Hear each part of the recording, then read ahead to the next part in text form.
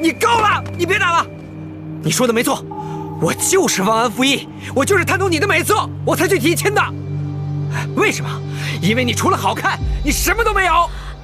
哦，对了，你还有钱，你就是彻头彻尾的一个俗不可耐、挥金如土的母老虎。什么母老虎啊？这么说，你终于敢承认了是吗？对，我还没说完呢。你不但是母老虎，你还克夫。你忘了谢启林的眼睛是怎么瞎的了？你就是一个克夫的母老虎。哎，今日我就要退婚，今日我就要退婚。我呸！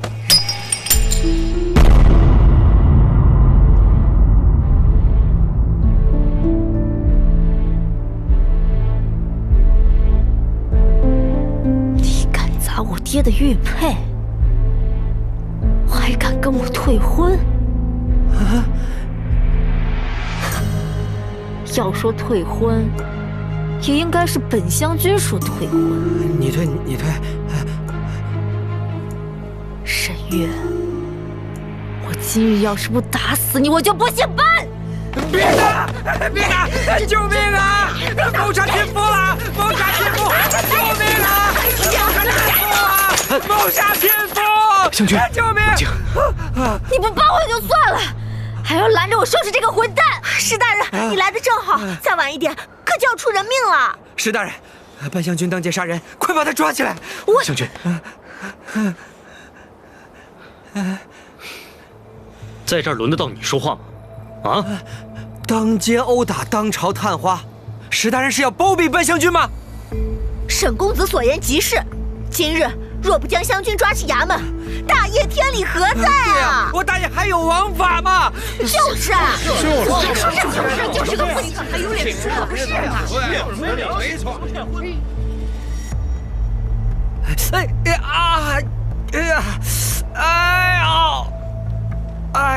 湘君，此事麻烦，还请跟我回一趟衙门为好。我不要！若圣上追究下来，我自然会说清楚，人是我班化打的，不会让任何人受牵连。众人皆知，今日起应乃沈玉骗婚，若要拿人，是否应先拿沈玉？伯爷，没错，要抓就先抓负心汉。将军打得好，看他还敢不敢？始乱终弃。你就是对。石大人，今日之事，在下会请皇上圣裁。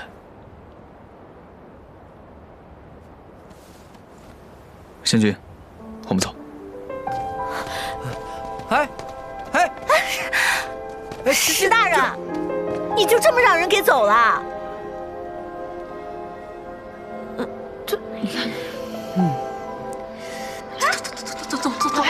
走，可惜了，应该多打几鞭，打死他，打死他。湘君，这什么样的八字？怎么遇到男人没一个好东西？不怪湘君，男人没一个好东西，就是没好东西，不是好东西。